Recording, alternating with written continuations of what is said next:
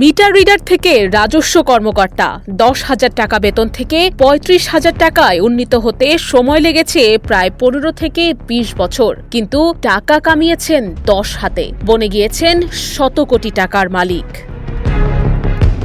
বলছিলাম ওয়াসা 3-এর রাজস্ব পরিদর্শক হারুনুর রশিদ রানার কথা।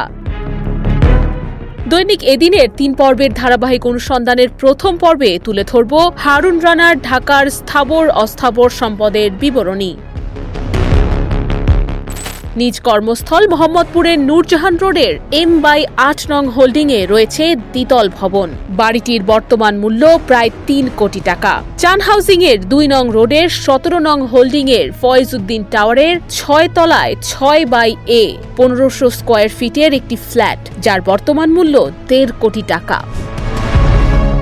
টিক্কাপাড়াতে চিনি মিয়া রোডের 7/A/15 হোল্ডিংয়ের বাড়ির মালিক হারুন রানা। বর্তমানে এই বাড়িটির মূল্য প্রায় 5 কোটি টাকা। এছাড়াও ঢাকা উদ্যানের 3 নং রোডের 39 নং হোল্ডিংয়ের 4 তলা বাড়িটির মালিকও হারুন রানা।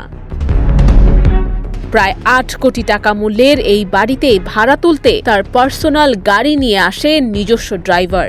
আরাম, আয়েশ ও সম্পদে হারুন রানার জীবন হার মানাবে যে কোনো শিল্পপতির জীবনকেও। আগামী পর্বে থাকছে হারুন রানার বিলাসী জীবনের নিজ এলাকা ময়মনসিংহে গড়ে তোলা সম্পদের ফিরিস্তির বিস্তারিত। চোখ রাখুন এদিন ডিজিটালে হারুন নামার দ্বিতীয় পর্বে।